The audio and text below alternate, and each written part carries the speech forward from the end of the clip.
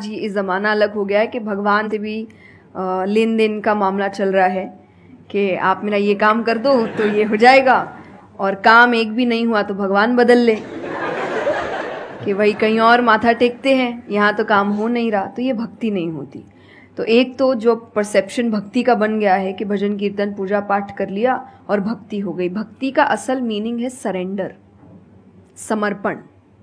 और समर्पण व्यक्ति कब करता है? जब पहला चीज विश्वास होता है कि वो जो भी करता है वो सही करता है। मुझसे कई बार लोग पूछते हैं कि आप बहुत ज़्यादा डिप्रेशन में नहीं जाते, या कोई आपने सब कुछ देखा है, चाहे स्ट्रगल है, इंसल्ट है, रिजेक्शन है, हर फील्ड में हर चीज़ होती है। अगर आप आगे बढ़ रहे हैं, कोई पोजीशन पे जाने की कोशिश करें तो आपको इनका सामना करना पड़ेगा। ये जिंदगी के साथ आता है तो आपको सामना, लेकिन मुझे कभी दिक्कत नहीं दी ये चीज़ें। क्यों? क्योंकि जो मैंने कहा समर्पण, मुझे पता है कि एक ऐसी शक्ति ऊपर बैठी है जो मेरा बुरा नहीं चाहती। तो कई बार बुरी चीज़ें भी मेरी जिंदगी में हो रही है, मुझे पता है वो मेरे अच्छे के लिए है क्योंकि वो कर रहा है। तो ये समर्पण, ये भक्ति है। तो ये आपको हारने नहीं देती। क्यों हारेंगे आप? क्योंकि आपको पता है ना कि वो हारने देगा नहीं। तो आप अपने आप गिरे, आप फिर उठेंगे कि नहीं भाई अभी गिरना शायद जरूरी होगा, उसका इशारा है, इसीलिए चलो फिर उठते हैं, फिर आगे बढ़ते हैं। तो अर्जुन ने भी जब समर्पण की बात गीता जी में आती है तो कई लोग कहते हैं कि धर्म का मतलब होता है अंधविश्वास। नहीं, क्योंकि अगर अंधविश्वास होता, अंधविश्वास में क्वेश्चन करना अलाउड नहीं होता आपको। गीता अगर सिर्फ भगवान की बात होती तो 2 पन्ने में खत्म हो गई होती। ये दोनों के बीच की बात है जिसमें अर्जुन ये जानते हुए कि सामने कौन खड़ा है, क्वेश्चन करने के तो कोई सवाल ही नहीं था वहां पर कि भगवान लड़ने बोल रहा है, क्या क्वेश्चन करना, पर उसने कंटिन्यूअसली क्वेश्चंस किए हैं। पर उसका भी नाम आया था समर्पण, कि वो समर्पित होकर क्वेश्चन कर रहा था कि ये जो खड़ा है ये मेरे हर सवाल का जवाब जानता है, ये मुझसे कभी कुछ गलत काम नहीं कराएगा। लेकिन इसका मतलब ये नहीं कि मैं अपनी जिज्ञासा बाहर नहीं निकालूंगा, मैं अपने क्वेश्चंस पूछूंगा।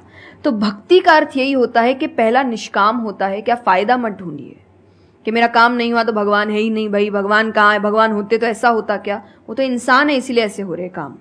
भगवान ने तो सबको देखे, बच्चा तो मासूम ही होता है, बड़े होके खराब हो जाता है। कोई बच्चा गलत आपने देखा है क्या? छोटा सा बच्चा ही डॉन बनने के बारे में सोच रहा है, वो तो बच्चा ही होता है, मासूम होता है, सच्चा होता है। तो भगवान इसलिए कहते बच्चे भगवान का रूप है, क्योंकि वो एकदम प्योर होते हैं। बड़े होने के बाद हम काम खराब करते हैं और नाम फिर हम भगवान का देते हैं, क्योंकि हमको इल्जाम लगाने के लिए लोग चाहिए। ये फेलियर्स के लिए भी, आप फेलियर्स के लिए भी हम कहते हैं मेरा काम अच्छा नहीं था, मेरा समय अच्छा नहीं था, मुझे पेरेंट्स ने सपोर्ट नहीं किया, मेरे पास ये नहीं था। वरना अगर देखा जाए इन्हीं सिचुएशन में कई लोग हैं जो काम करके आगे बढ़ जाते हैं। तो करने वाला तो कर लेगा, नहीं करने वाला इल्जाम लगाएगा। तो वो इल्जाम अभी हमें ऐसे दिखता है एक ऐसा कोई है जो सामने तो खड़ा नहीं है, भगवान लगाओ इल्जाम। एक फोटो है ना इंटरनेट पे कि भगवान खड़े, छोटी बच्ची खड़ी है, छोटी बच्ची के हाथ में एक टेडी बेयर है, तो भगवान वो मांग रहे हैं और वो बच्ची बोली मुझे बहुत अच्छा लगता है, मुझे नहीं देना। उसको नहीं पता कि भगवान के पास पीछे एक बड़ा सा टेडी बेयर रखा है और भगवान उसको कह रहे कि बस दे दो और मुझ पे विश्वास रखो कि वो दे दो। छोटी चीज जो तुमसे, आपको वो बुरी लग रही है उस वक्त कि मेरे साथ गलत हो गया या मेरा छोटा काम नहीं हुआ, मैंने तो इतनी पूजा की थी, इतना काम किया था, शायद तुम उस काम के लिए नहीं बने हो, तुम और बड़े चीज के लिए बने हो। तो निष्काम क्या है कि आपकी भक्ति निष्काम है, स्वार्थ से नहीं बनी है, तो भक्ति आगे बढ़ेगी। दूसरा सरेंडर, कि मेरे हर सवाल का उत्तर सिर्फ उसके पास है।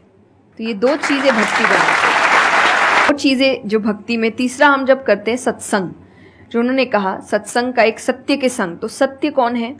जब हम शास्त्रों में देखते हैं सबसे पहला श्लोक जो श्रीमद् भागवत में आता है वो भगवान का स्वरूप बता रहा है। उसमें है सच्चिदानंद रूपाय।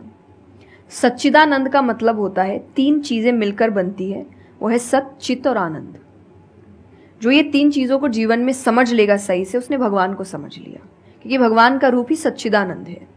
तो सबसे पहला है सच, जो कहा गया सच की राह पर चलो।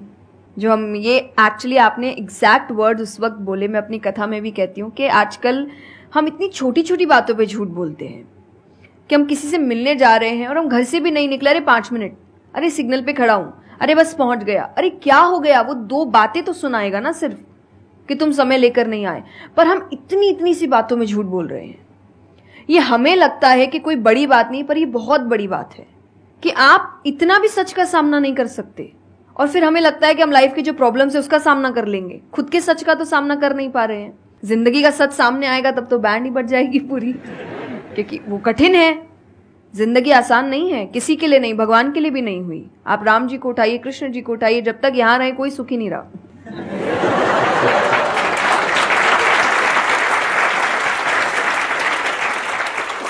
तो सुखी तो कोई नहीं रहा यहां पर। आपको सुख खुद ढूंढना पड़ता है, आपको अपना जीवन खुद निकालना पड़ता है अपने चॉइसेस को लेकर। तो इसीलिए पहला सत है, दूसरा चित है, अवेयरनेस। हम अवेयर नहीं है चीजों को लेकर, हम इग्नोर करते हैं। अवेयरनेस और इग्नोरेंस ये ऑपोजिट्स हो गए कि आप कोई भी चीज आपको समझ नहीं आ रही है, नहीं है। मैं अधिकतर नास्तिक लोगों को आप देखिए, उनको अगर पूछे ना भगवान को मानते हैं, तो उनके पास एग्जैक्ट रीजंस नहीं होते कि क्यों नहीं मानते। बस नहीं है, दिखा नहीं, मुझे नहीं दिखा तो नहीं है। तो तुम्हें तो बहुत चीजें नहीं दिख रही। मेरे पापा इस पर मैंने उनसे क्वेश्चन किया था कि बोले तो पापा कैसे जवाब दे। तो पापा बोले उनको पूछना उन्होंने अपने परदादा को देखा था। देखा तो नहीं होगा।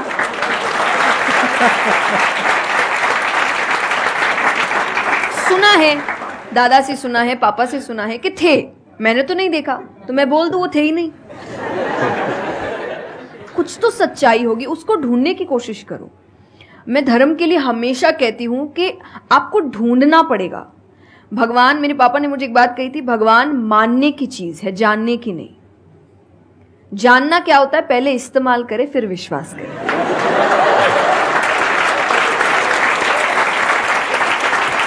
कि पहले देखेंगे है कि नहीं है, फिर बताएंगे। तो वो तो भगवान है, वो कहेंगे देख मैं भी घुमाता हूं।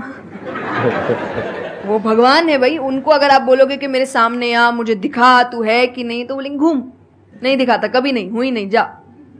तो भगवान मानने की चीज है, मानो वो अपने आप जना देंगे वो कहां है। तो भगवान के लिए माना गया कि पहले आपको मानना पड़ता है, दैट इज सरेंडर, कि मैं मानता हूं, मैं इसीलिए पढ़ रहा हूं। अधिकतर लोग अभी पढ़ क्यों रहे हैं, जान क्यों रहे, गलत साबित करने के लिए। और दुनिया के लिए भी, आप किसी भी चीज को जानने की कोशिश करो तो सिर्फ एक खाली दिमाग से जानने की कोशिश करो, अपने दिमाग से नहीं कि मुझे गलत साबित करना इसीलिए पढ़ता हूं चलो। तो फिर आपका दिमाग सीधा उस गलत बात पे ही जाएगा कि देखो मैंने तो बोला ही था गलत है। और उसके आसपास कितनी अच्छी बातें लिखी होगी आप देखेंगे नहीं, पर आपको जो बस साबित करना है, आप उस लोग सुनते भी आजकल इसीलिए हैं।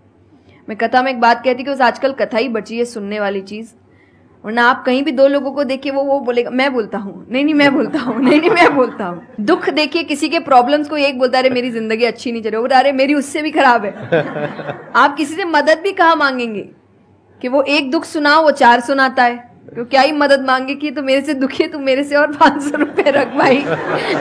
ये तो लोग हर वक्त कोई सुनना नहीं चाह रहा, और सुन भी रहे हैं तो इसीलिए कि ताकि बस मैं बोल सकूं, कि ये खत्म करे बस जल्दी से, ये चुप हो ताकि मैं बोलूं। तो ये बंद करिए।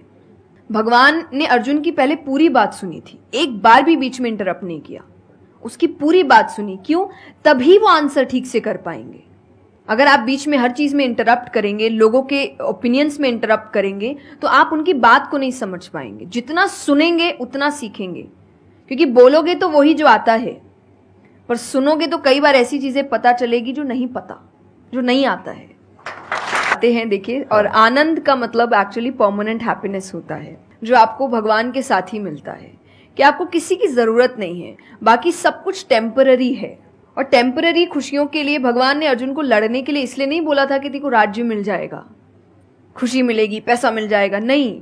एक परमानेंट हैप्पीनेस थी कि मैंने अपना काम अच्छे से किया, उसके लिए लड़ो। तो जो भी काम कर रहे हो परमानेंट क्या है उसमें वो देखो, और ये आपकी सक्सेस पे भी काम आता है।